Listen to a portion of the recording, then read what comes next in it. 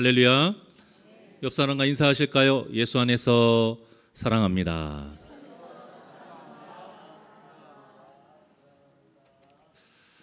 성경을 보면 중요한 단어들이 참 많이 있어요.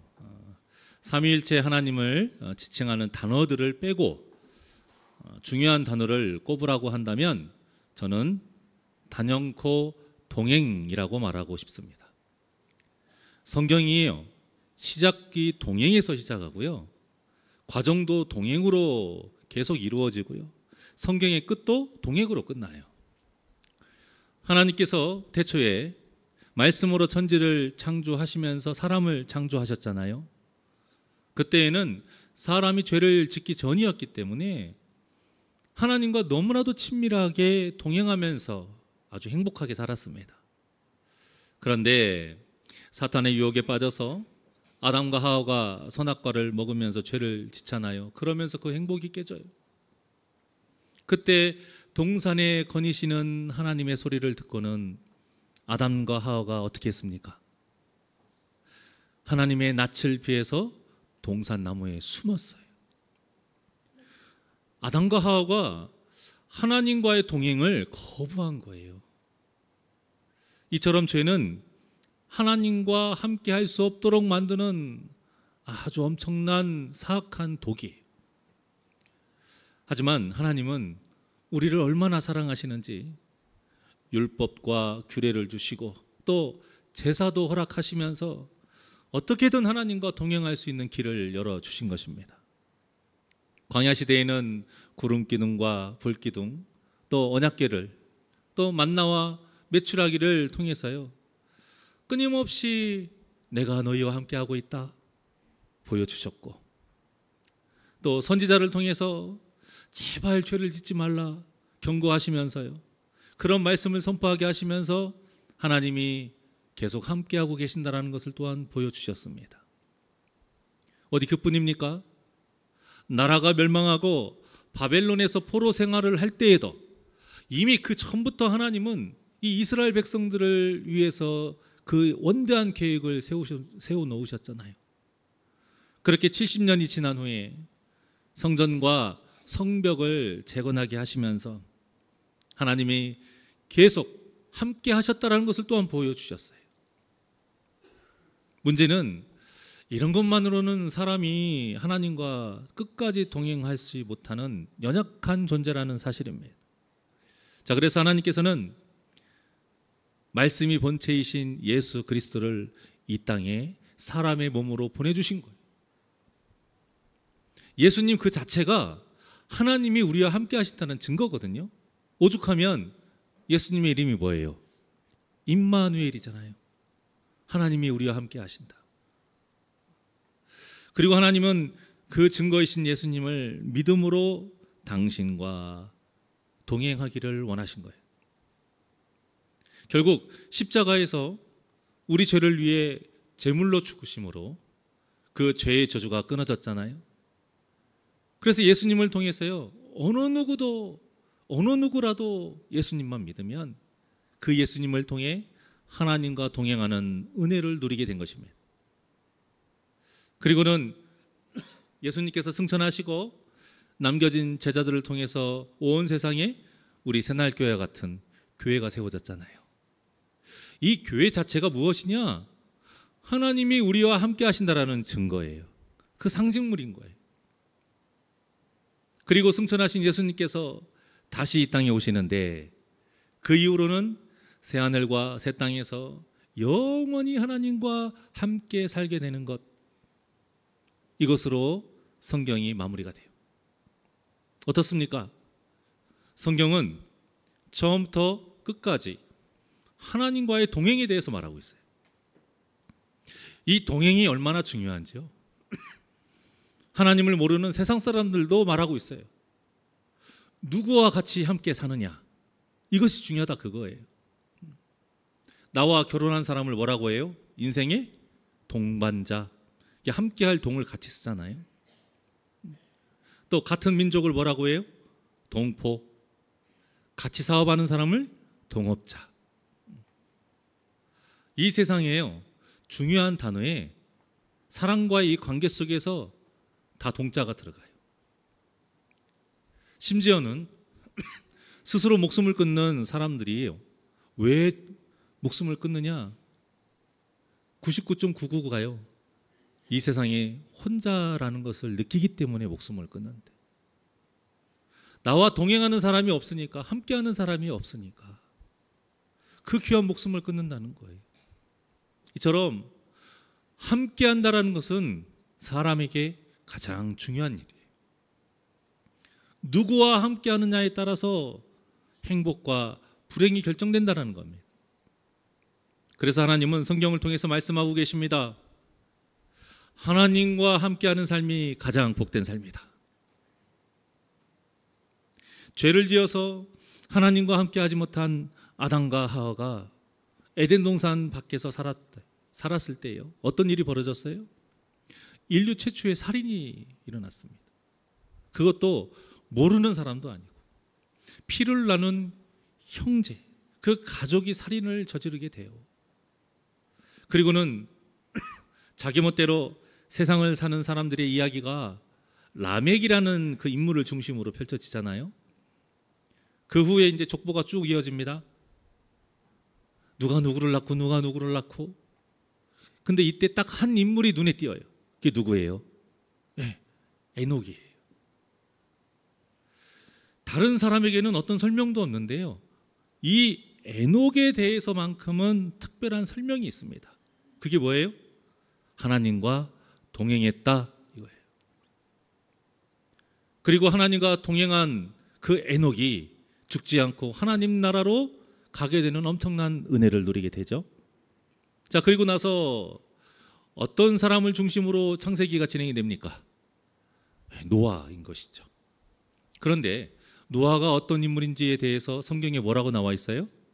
에녹과 똑같이 하나님과 동행한 사람이다, 이렇게 말합니다. 그러면서 이 노아의 이야기를 통해 하나님과 동행하는 삶이 얼마나 특별한지, 이 세상에서는 절대 이룰 수 없는 엄청난 은혜를 누리게 되는 그 사실을 계속 보여주고 있어요. 그러다가 바벨탑 사건을 통해서 하나님과 동행하지 않고 멋대로 자기 제멋에 자기 마음대로 사는 사람들이 어떻게 되는지, 그리고 사람들과 함께하면서 동행하면서 사는 그 삶이 어떻게 되는지 하나님이 보여주세요. 그리고 나서 등장시킨 인물이 누구예요? 아브라함인 것입니다. 아브라함. 지금까지 제가 창세기를 강의하면서 계속 말씀을 드렸지만, 아브라함이라는 인물은 처음부터 그 믿음이 좋았던 사람이 아니에요. 단지 하나님께서 아브라함을 사랑하셔서 택하신 거예요. 우리처럼. 무슨 자격이 있어서가 아니에요. 특별해서가 아니에요. 여러분, 우리가 어떤 것이 특별해서 하나님께 이렇게 택함을 받았습니까? 그저 하나님이 우리를 사랑하신 거예요. 그저 값없이 은혜를 베풀어 주신 거예요. 아브라함도 똑같은 거예요. 믿음의 조상은 나중 일이에요. 하나님의 언약으로 이루어진 결과인 것이지, 처음부터 그 믿음의 조상다운 믿음으로 시작이 된 것이 아니라는 겁니다. 그리고 그 믿음 때문에 하나님이 택하신 것도 아니에요. 하나님이 만들어 가신 거예요. 그 과정이 계속 지금 우리가 나누는 이 본문에 말씀드린 거예요. 그래서 하나님께서 아브라함에게 나타나시고 언약을 주시잖아요. 처음에는 어디에서? 갈대아 우르에서, 그리고는 하란에서, 그리고 세 번째는 어디입니까? 그 약속의 땅 가나안을 지난 세겜 땅에서 하나님께서 나타나셨어요. 그 이유는 다른 게 아니에요. 아브라함이 너무 예뻐서, 그냥 보기만 해도 너무 좋아서, 그게 아니에요. 당시 아브라함은 하나님께서 이렇게 나타나 주지 않으시면 하나님과 동행하는 그 믿음, 그 정도의 믿음이 없기 때문에, 하나님께서 나타나 주셔야, 이 정도만큼의 어떤 기적은 있어야 그나마 하나님과 동행할 수 있는 그 정도의 믿음이었던 거예요. 그러다 저번 주일에 제가 전한 것처럼 이제 기근으로 인해 아브라함이 어디로 갑니까? 애굽으로 가게 돼요. 그 애굽에서 아내 사레를 바로에게 빼앗기는 이제 고난을 당하게 되잖아요. 그런데 놀라운 일이 뭐예요? 하나님이 그 믿음 없는 아브라함을 치신 것이 아니라 누구를 치셨어요? 바로와 그 집에 재앙을 내리신 거예요. 왜냐? 하나님이 어떤 분이신지를 이 사건을 통해서, 이 기적을 통해서 아브라함에게 더 확실하게 보여주시기 위함이었어요. 봐라, 내가 누구인지 똑똑히 봐라. 내가 이 세상에서 가장 강력한 왕, 바로보다도 훨씬 크고 높은 존재다. 그러니 이제부터 너는 누구와 함께 살아가야겠느냐? 그것을 물으시는 거예요. 아브라함이 그 애굽에서 하나님의 하나님 되심, 이 위대하신 하나님을 눈으로 보고요, 이 하나님의 물음에 대해서 너는 이제부터 누구와 함께하며 살겠느냐, 이 물음에 대한 대답이 바로 오늘 본문의 말씀인 것입니다. 여러분, 믿음이라는 것이 다른 게 아니에요. 하나님의 물으심에 대답하는 거예요. 하나님의 물으심에 그 뜻에 맞는 대답을 하는 거예요. 그 대답에 맞게 순종하며 살아가는 것이 바로 믿음인 것입니다. 제가 이렇게 창세기를 처음부터 지금까지 정리를 해드린 이유는 이 전체적인 맥을 잘 잡고 우리가 본문을 보자 이거예요. 그래야 격가지를 보지 않고 진짜 중요한 줄기를 볼 수 있기 때문이에요. 자, 그럼 본문을 이제 좀 살펴보겠습니다. 바로에게 아내 사레를 빼앗기면서 엄청난 그 재물을 받았잖아요. 그런데 하나님의 은혜로 다시 바로에게 돌려주지 않고 그냥 그대로 가지고 나오게 됩니다. 자, 그렇다면 이제는 애굽도 아니고 재산도 더 이제 풍족해졌으니 상식적으로 보면 좋은 일이 계속 일어나야 되지 않겠어요? 그런데 생각지도 못한 문제가 생긴 거예요. 그것도 이 풍족함 때문에 문제가 생깁니다. 어떤 문제입니까? 땅은 좁은데 재산이 너무 많아서 아브라함의 목자와 이 롯의 목자가 서로 다툰 거예요. 여러분, 당연한 말이지만 부유하다고 해서 꼭 행복한 것은 아니잖아요. 그런데 사람은 누구나 부유해지기를 또 원해요. 이 뻔한 사실을 알면서도 그래도 나는 부유해지고 싶다. 이게 사람의 마음이에요. 이것을 사탄이 너무 잘 알아요. 그래서 사탄이 이 믿음의 사람들을 넘어뜨릴 때 그 도구로 무엇을 가장 많이 사용하느냐? 물질인 것입니다. 물질. 그리고 이 사탄의 전략은 지금까지 아주 잘 먹혀왔어요. 그리고 앞으로도 더 잘 먹힐 거예요. 오죽하면 사도 바울도 돈을 사랑함이 일만하게 뿌리라 이렇게 말했겠습니까? 오늘 본문도 마찬가지예요. 부유함으로 인해서요, 이 공동체에 문제가 생기고 결국 이제 분열이 되는 일이 생기게 된 겁니다. 이때 사탄의 전략에 넘어간 사람이 누구냐? 롯이었어요. 저번에도 말씀드렸지만 롯은 아브라함과 반대되는 그 인물로 갑자기 등장하게 됩니다. 아브라함은 아버지 데라가 죽은 후에 다시 나타나신 그 하나님의 언약을 듣고는 이제 하란을 떠나게 됩니다. 하나님과 동행하는 삶을 택한 거예요. 자, 그런데 이때 롯이 아브라함을 따라 나선 겁니다. 즉 롯은 아브라함과 동행하는 삶을 택한 거예요. 이처럼 하나님과 동행하기를 선택한 아브라함과 또 사람과 동행하기를 선택한 이 롯, 이 두 사람의 삶을 통해서요, 어떤 삶이 옳은 선택인지, 어떤 삶이 복된 삶인지를 우리에게 가르쳐주고 계신 것입니다. 본문 전에 보면 애굽에 들어갈 때부터 나올 때까지 롯에 대한 이야기가 단 한 번도 나오지 않는다는 거 아십니까?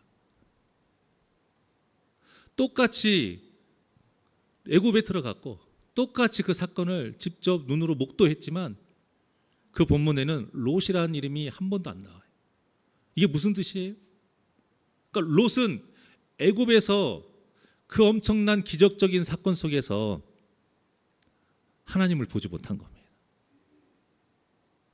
하나님이 어떤 분이신지를 깨닫지 못한 거예요. 하나님이 하나님 되심을 아브라함만이 보게 된 거예요. 그래서 애굽의 사건에서는 롯이 나오지 않다가 오늘 본문에서 문제를 일으키는 인물, 그 중심의 인물로 나오게 된 거예요. 그러니 이런 롯의 선택이 하나님 보시기에 좋았겠습니까?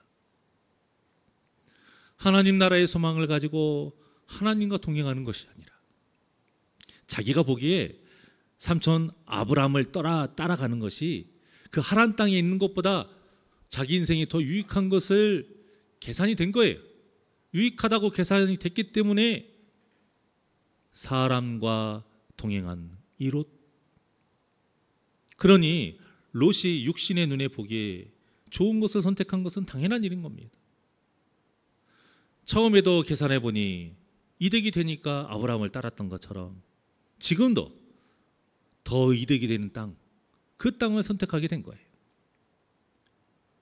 중요한 것은 아브라함이 이 모든 것을 다 알고도 롯에게 선택권을 양보해 줬다는 사실입니다. 사실 누가 봐도 아브라함이 먼저 선택하는 게 맞잖아요. 그런데도 아브라함이 롯에게 먼저 선택하게 한 것은 마음이 넓어서가 아니에요. 착해서가 아니에요. 이미 이전에 아브라함이 그 애굽의 사건을 통해서 믿음이 성장했기 때문입니다.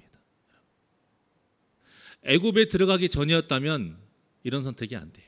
그런데 애굽에서 바로보다 더 위대하신 하나님을 직접 체험한 거예요. 그리고 이제부터 내가 더 하나님과 동행하겠다 다짐했기 때문에 이런 결정을 할 수 있게 된 것입니다. 이제는 점처럼 육신의 눈으로 보기에 좋은 세상적인 선택을 하지 않겠다라는 거예요. 이제는 먹을 것, 마실 것, 그 입을 것을 위해서 사는 것이 아니라 하나님이 나에게 약속하신 그 언약을 내 비전으로 삼고 살아가겠다는 것입니다.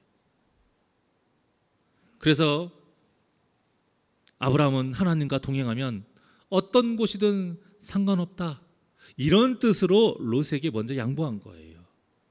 이것이 바로 애굽 사건을 통해 성장한 아브라함의 믿음인 거예요. 그리고 그 믿음의 결과가 롯에게 네 마음대로 선택해라. 그 롯의 선택은 이러했습니다. 10절입니다. 시작. 이에 롯이 소알까지 온 땅에 물이 넉넉하니 여호와께서 소돔과 고모라를 멸하시기 전이었으므로 여호와의 동산 같고 애굽 땅과 같았더라. 아멘. 지금도 그렇지만 이 광야 지역에서 가장 중요한 건 물이에요. 우리나라도 마찬가지, 어디나 마찬가지. 그런데 우리나라는 물이 그래도 풍족하잖아요. 하지만 이곳은 그렇지 않아요. 그래서 포도주를 마시는 대목이 성경에 나오는 거예요. 물이 부족하기 때문에 물 대신 택한 음료가 포도주예요. 그리고 세계 문명도 다 이 강줄기에서, 이 물줄기에서 시작이 됐잖아요. 물이 가장 중요해요. 그러니까 롯이 육신의 눈으로 보니까 어디에 물이 넉넉했어요? 동쪽, 그 요단 지역, 소알까지, 소돔과 고모라가 속한 그 동쪽 지역이 물이 많은 거예요.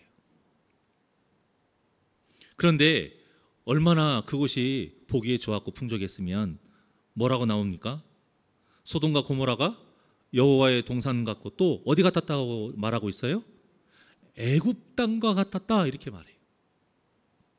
자, 그러니까 롯은 전에 애굽에서 그 엄청난 기적이 일어났음에도 불구하고 하나님은 전혀 보지 못하고 무엇만 봤다? 애굽의 그 풍족한 모습만 봤던 거예요. 그래서 애굽 땅과 같았더라, 이 말이 나온 겁니다. 이처럼 누구와 동행하느냐에 따라 볼 수 있는 것과 보지 못하는 것, 이것이 달라지는 거예요. 똑같은 것을 봐도, 똑같은 곳에 있어도 보는 것과 보지 못하는 게 달라요. 오늘 이 예배 시간에 오신 성도님들, 똑같은 말씀을 대하지만 여러분들이 보는 것과 보지 못하는 것이 다르다니까요. 하나님과 동행하는 사람은 세상 사람들을 볼 때에 긍휼의 눈으로 봅니다. 그래서 그들이 어떻게 보이냐? 예수님을 믿지 않아서 지옥에 가는 불쌍한 사람으로 보이는 거예요. 그래서 그 사람의 배경, 학력, 조건 중요하지 않은 겁니다. 그래서 차별하지 않고 똑같이 대할 수가 있는 거예요. 하지만 사람과 동행하는 사람은 세상 사람들을 볼 때에 계산하는 눈으로 보게 돼요. 어떤 계산? 나에게 유익이 있느냐 없느냐. 그러니 그 사람의 배경이나 학력, 조건이 중요한 거예요. 그래서 당연히 똑같이 대할 수가 없는 것입니다. 여러분, 이 선택으로 인한 모든 것이 우리가 맺는 열매가 되는 거예요. 우리 주님이 다시 오실 때에 무엇을 보신다고 했습니까? 우리의 열매를 보신다고 했잖아요. 이 열매가요, 그저 예배를 얼마나 많이 들었느냐, 성경 말씀을 얼마나 많이 알고 외웠느냐, 이런 것이 아니에요. 물론 예배를 빠짐없이 드려야 하고, 물론 말씀을 사모하고 바르게 하는 것 정말 중요합니다. 하지만 이것은 열매가 아니라요, 좋은 열매를 맺기 위한 양분인 거예요. 이 양분을 통해서 세상에서 하나님과 동행한 사람답게 믿음의 선택을 하는 거룩한 삶이 바로 무엇이냐? 예수님이 보시는 열매라는 것입니다. 이 거룩한 열매를 많이 맺어야 땅끝까지 이르러 주님의 증인된 삶을 살 수 있는 것이고요. 이 거룩한 열매를 많이 맺을수록 믿음이 성장했다라고 말할 수 있는 것입니다.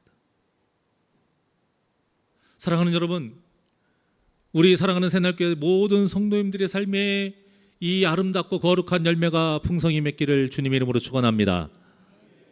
그러려면 어떻게 해야 돼요? 우리의 믿음이 계속 성장해야 돼요. 성장해야 돼요. 성장하지 않으면 이 열매를 많이 맺을 수 없어요. 어떻게 해요? 아브라함처럼 우리에게 펼쳐지는 모든 일 속에, 우리에게 펼쳐지는 모든 그 삶의 순간순간마다 하나님이 하나님 되심을 항상 볼 수 있어야 됩니다. 그저 좋은 것을 주실 때만 하나님의 은혜라고 하는 것이 아니라 고난과 시련을 당하는 환경 속에서도 우리가 하나님의 은혜를 볼 수 있어야 돼요. 그래야 우리의 믿음이 성장할 수 있는 겁니다. 내 힘으로, 내 능력으로, 내 마음 먹는다고 성장 못해요. 먼저는 이 하나님의 하나님 되심을 우리가 볼 수 있어야 돼요.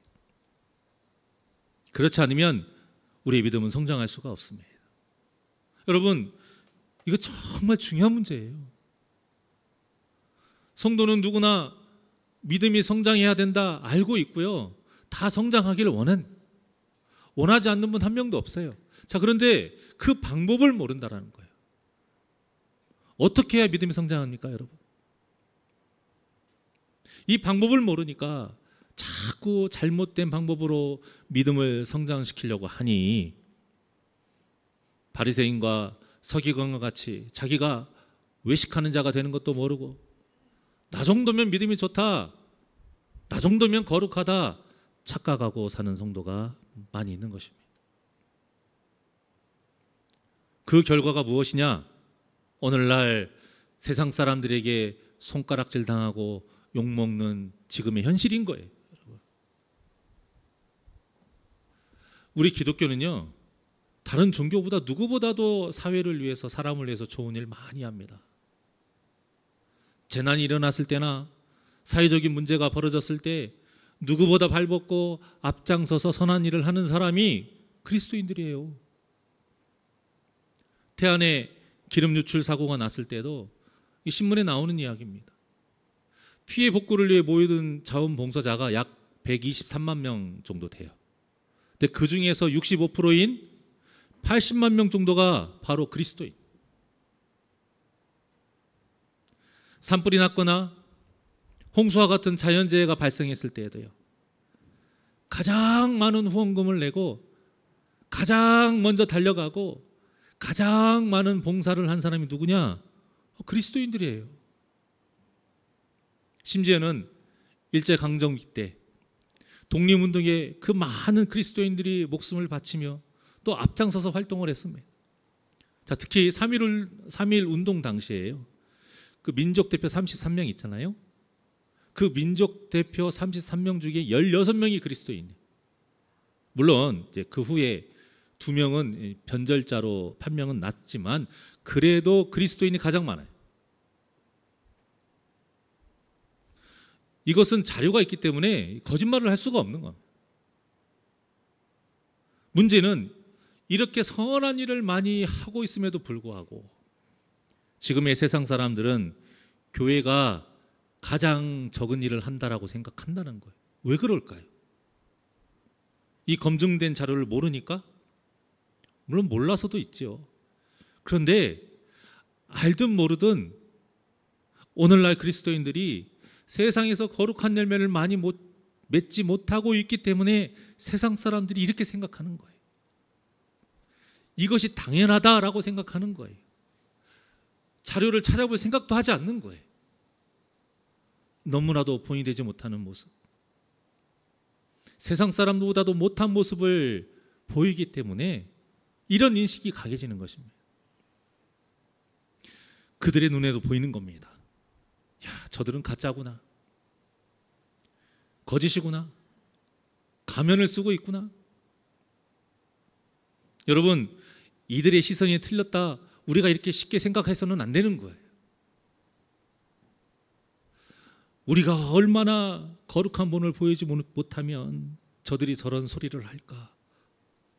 이런 마음으로 반성해야 되고요. 이런 마음으로 끊임없이 우리 자신을 계속 되돌아봐야 됩니다. 그렇지 않으면 우리는 계속 십계명의 제3계명을 어기면서 살아가는 거예요. 그게 무엇이죠? 출애굽기 20장 7절의 말씀이죠. 자, 시작.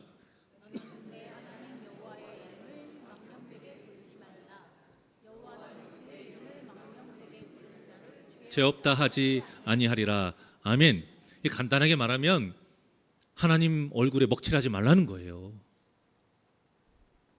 하나님 이름을, 죄송한 말씀이지만 하나님 이름을 똥값으로 만들지 말라 이거예요. 우리가 롯과 같이 육신의 선택을 하게 되면, 내 이익을 위한 선택을 하게 되면 하나님의 이름에 먹칠하는 엄청난 죄를 짓는다는 겁니다. 더 많은 보상금을 받기 위해서 세상의 온갖 지탄을 받으면서도 알받게 하고 있는 저 서울의 그 유명한 그 교회, 자신의 사업이나 출세를 위해서 권세 있는 사람들이 많이 다니는 교회를 알아보고 선택하는 성도들,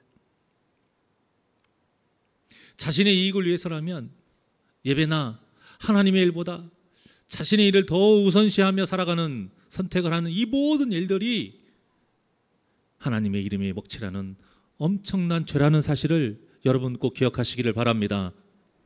그러니 우리 사랑하는 새날교회 성도님들은 예수님이 본을 보이신 것처럼 말씀대로 거룩한 선택을 하셔서 세상에 하나님의 이름을 영광되게 하고 복음을 전하는 진정한 예수님의 제자들이 되시기를 주님의 이름으로 축원합니다.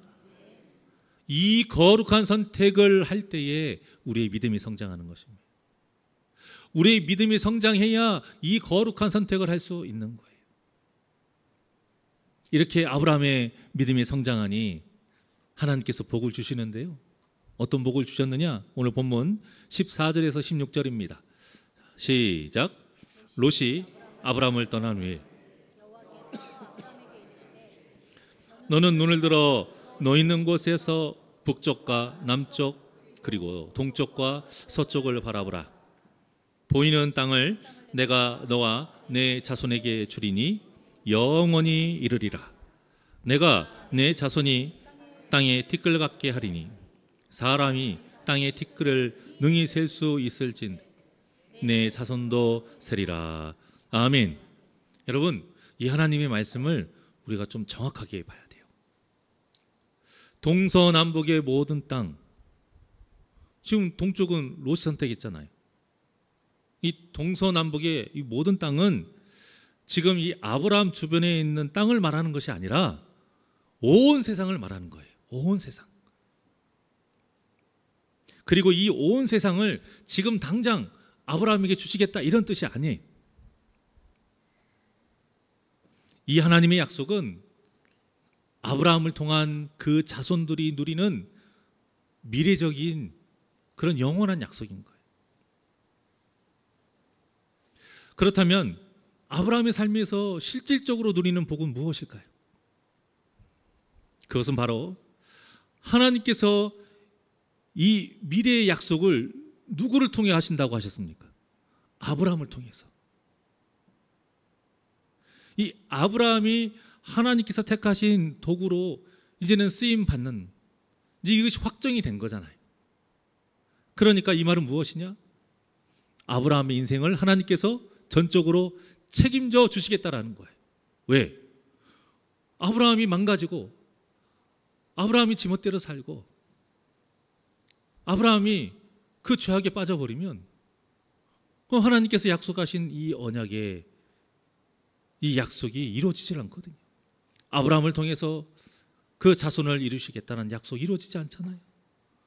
또 무엇보다 이 아브라함 가정의 문제가 뭐예요? 사례가 불임이잖아요. 오늘날의 의학으로도 발달될 의학으로도 고칠 수 없는 불임이에요. 그런데 이 불임이 고쳐지잖아요. 왜 그러느냐? 이 하나님의 언약 때문인 거예요. 갑자기 사례가 이뻐서도 아니고요. 아브라함이 이쁨 받을 짓을 해서 믿음이 너무 좋아서 하나님이 기분 좋아가지고 아래의 불임, 그 사례의 불임을 치료하신 것이 아니에요. 이미 사례의 불임은 치료가 보장이 되어 있는 거예요. 왜? 하나님께서 아브라함을 통해서 이 민족을 이루고 또 온 땅에 복음을 이루시겠다라는 약속을 하셨기 때문에, 그러니 하나님이 전적으로 책임져 주시는 거죠. 이것이 진짜 복인 것입니다. 하나님이 책임져 주시는 복. 그 삶이 아무리 사망의 음침한 골짜기를 지날지라도 다윗의 고백처럼 아브라함은 앞으로 해를 두려워할 필요가 없어지게 된 거예요. 왜냐? 진정한 목자이신 하나님께서 책임져 주신다잖아요. 아브라함을 통해서 땅에 티끌같게 자손을 주신다고 약속하셨기 때문에 이제 아브라함은 어디에서 무엇을 하든지 두려워할 필요가 없게 된 겁니다. 여러분, 이 얼마나 큰 복입니까? 현대의 흑사병, 현대의 패스트, 이것을 우울증이라고 말해요. 그런데 이 우울증은 결국 무엇 때문에 생기느냐? 두려움과 염려 때문에 생기는 병이에요. 그런데 하나님께서 책임져 주신다고 하시니 두려움과 염려가 있을 수 있겠습니까?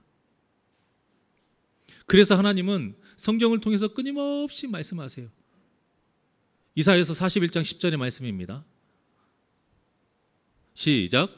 두려워하지 말라. 내가 너와 함께함이라. 놀라지 말라. 나는 내 하나님 됨이라. 내가 너를 굳세게 하리라. 참으로 너를 도와주리라.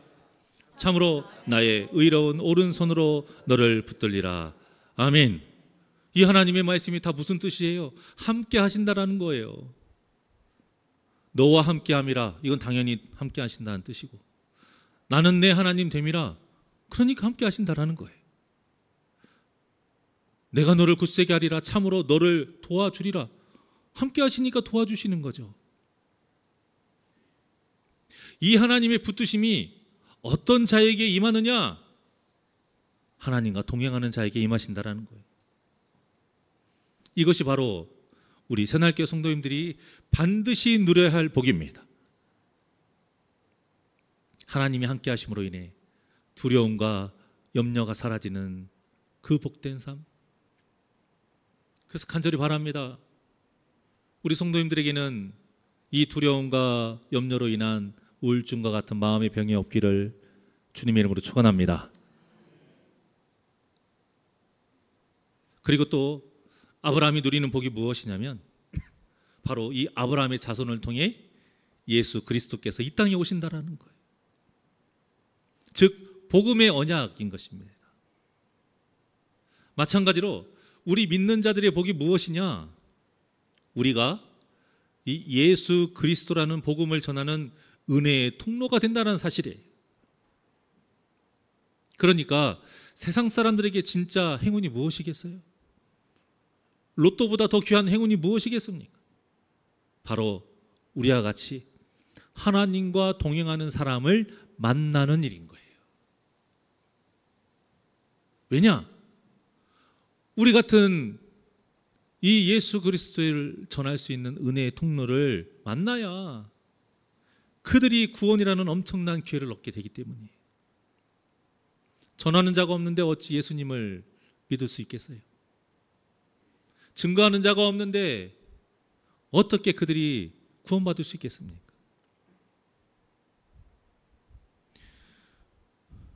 우리를 통해 그들이 예수님을 만나잖아요. 그러면 그들도 우리와 똑같이 죄인에서 의인이라고 칭함을 받게 되는 거예요. 그런데 롯을 보세요. 오늘 본문의 13절입니다. 자, 시작. 소돔 사람은 여호와 앞에 악하며 큰 죄인이었더라. 아멘. 롯은 사람과 동행하는 그 사람이었기 때문에요. 눈에 보기에 좋은 그 계산적인 선택. 물이 풍족해요. 살기 좋은 그 도시. 거기를 선택했지만 그 결과가 무엇이냐? 결국 소돔에서 그들과 똑같은 죄인으로 살게 되는 것입니다. 이것이 바로 하나님과 동행하는 사람과 사람과 동행하는 사람의 결정적인 차이인 거예요. 결국 아브라함에게 약속하신 하나님의 이 복의 언약은 오늘날 우리 그리스도인들에게 복이자 또 사명이 되는 거예요. 그러니 나로 인해서 하나님이 손가락질 당하고 나로 인해서 예수님이 욕먹게 되면 어떻게 되겠습니까? 그렇게 되면 그 사람은 하나님이 주신 사명을 감당하지 못한 자요, 하나님이 주시는 복을 누리지 못하는 자가 되는 거예요.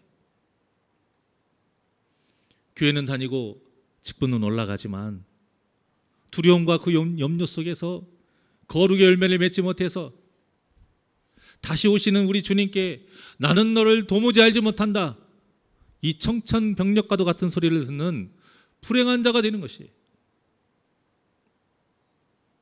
그래서 우리가 이런 불행한 삶을 살지 않으려면 아브라함과 같이 믿음이 계속 성장해야 돼요. 그러려면 어떻게 해야 된다고 말씀드렸습니까? 삶의 모든 순간에서 하나님이 하나님 되심을 볼 수 있는 믿음의 눈이 떠져야 되는 것입니다. 오늘 이 예배의 자리에서도 하나님이 하나님 되심을 볼 수 있어야 돼요. 오늘 이 말씀을 통해서 하나님이 나와 함께 하시는구나, 하나님이 나에게 은혜를 베풀어 주시는구나, 이 깨달음이 있어야 된다는 거예요. 그래야 우리의 믿음이 이 시간을 통해서 그만큼 성장할 수 있는 거예요. 그래야 우리도 세상에 나아가서 아브라함과 같이 계산적인 선택이 아니라 온전히 하나님을 의지하는 믿음의 선택을 할 수 있는 것입니다. 우리가 여기에서 주여 주여 목청 터져라 외치고 뜨겁게 하나님께 기도하고 땀 흘리며 하나님께 찬양하고 열심히 하나님의 일을 실컷 해놓고 밖에 나가서 이 롯과 같이 세상 사람과 같이 계산적인 선택을 하게 된다면 여러분, 우리의 믿음은 성장할 수가 없는 거예요. 그래서 우리가 말씀과 기도로 항상 바로 서야 하는 것입니다. 왜냐? 말씀을 알아야 하나님이 어떤 분이신지 알 수 있고요, 기도를 해야 성령님께서 무엇이 하나님의 역사인지를 깨닫게 도와주시기 때문인 거예요. 아무리 여러분 눈이 2.0, 3.0 돼도 하나님 못 봐요. 육신의 눈으로는 하나님 못 봐요. 내 힘으로는 하나님 못 봐요. 성령님의 도우심이 있어야 그 하나님을 볼 수 있습니다. 이렇게 우리의 믿음이 계속 성장해야 후에 이삭을 바치는 그 아브라함과 같은 믿음의 사람이 될 수 있는 거예요. 그리고 그 정도는 돼야 우리가 하나님께 인정을 받을 수 있어요. 자, 창세기 22장 12절의 말씀입니다. 시작. 사자가 이르시되 그에게 아무 일도 하지 말라. 내가 내 아들 내 독자까지도 내게 아끼지 아니하였으니 내가 이제야 내가 하나님을 경외하는 줄을 아노라. 아멘. 저는 창세기를 읽다가 이 말씀에서 엄청난 충격을 받아요. 그리고 저를 가장 겸손하게 만드는 말씀 중에 하나가 바로 이 말씀이에요. 아, 지금의 나는 아직도 한참 멀었구나. 내가 이 정도로 만족하고 의시되면 절대 안 되겠구나. 하나님의 명령이라면 나의 가장 소중한 것까지 아낌없이 드릴 수 있는 이 정도까지는 돼야 그나마 내가 하나님께 인정받는구나. 이게 절로 깨달아져요. 사랑하는 여러분, 우리는 지금의 믿음으로 만족하면 안 됩니다. 이 정도로 만족하면 안 돼요. 하나님께 인정받을 정도의 그 믿음까지 성장하려면 우리는 아직도 한참 남았습니다. 그러니 아무리 기적을 많이 체험해서 간증거리가 넘쳐나도, 아무리 물질의 복과 자녀의 복과 건강의 복과 형통의 복을 많이 누려도, 아무리 내 신앙의 연수가 몇십 년이 되고 직분이 올라가도 우리는 항상 겸손해야 됩니다. 이 겸손의 삶으로 믿음의 생활을 나아가시길 바랍니다. 그리고 다시 한번 말씀드리지만 우리의 믿음은 우리의 노력으로는 절대 성장할 수 없어요. 오직 하나님과 동행할 때에 우리의 믿음이 성장할 수 있고요. 그 동행하신 가운데 삶의 모든 순간 속에서 하나님의 역사하심을 보고 깨달을 때에 우리의 믿음이 성장할 수 있습니다. 그러니 늘 하나님과 동행하며 하나님의 하나님 되심을 깨닫는 이 임마누엘의 은혜를 누리면서 매일매일 믿음이 성장하여 결국 아브라함과 같이 인정받는 우리 복된 성도님들이 되시기를 주님의 이름으로 간절히 축원합니다. 원하고 바라고 기도합니다. 하나님께 찬양드리겠습니다.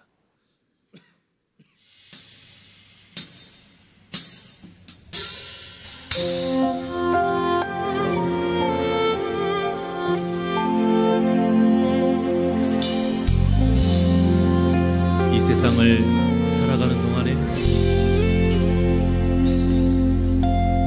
이 세상을 살아가는 동안에 나의 힘을 의지하지 않습니다. 나의 힘을 의지할 수 없으니 기도하고 낙심하지 말 것은 주께서 참 소망이 되심이라. 이 세상을 살아가는 동안에 나의 힘을 의지할 수 없으니 기도하고 낙심하지 말 것은 주께서 참 소망이 되심이라. 하나님의 꿈이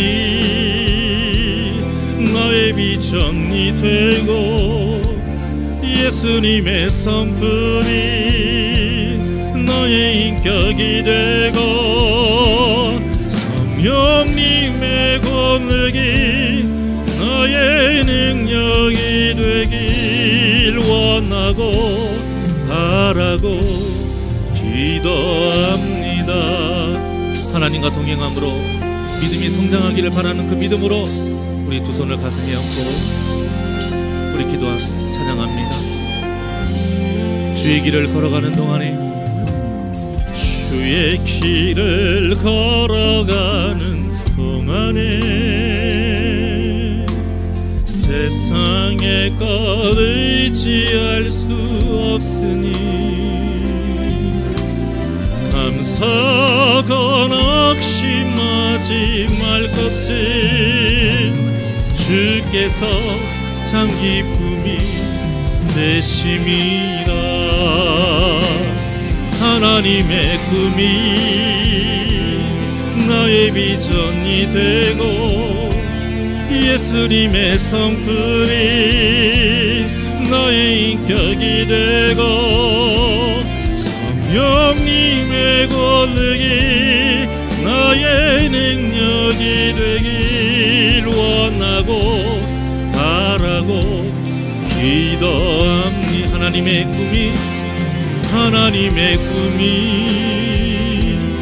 나의 비전이 되고 예수님의 성품이 나의 인격이 되고 성령님의 권능이 나의 능력이 되길 원하고 바라고 기도. 우리 두 손 높이 들고 고백합니다. 하나님의 꿈이 나의 비전이 되고 예수님의 성품이 나의 인격이 되고 성령님의 권능이 나의 능력이 되길 원하고 바라고 기도합니다. 하나님의 꿈이 나의 비전이 되고 나의 비전이 돼 예수님의 성품이 나의 인격이 되고 성령님의 권능이 나의 능력이 되길 원하고 바라고 기도합니다.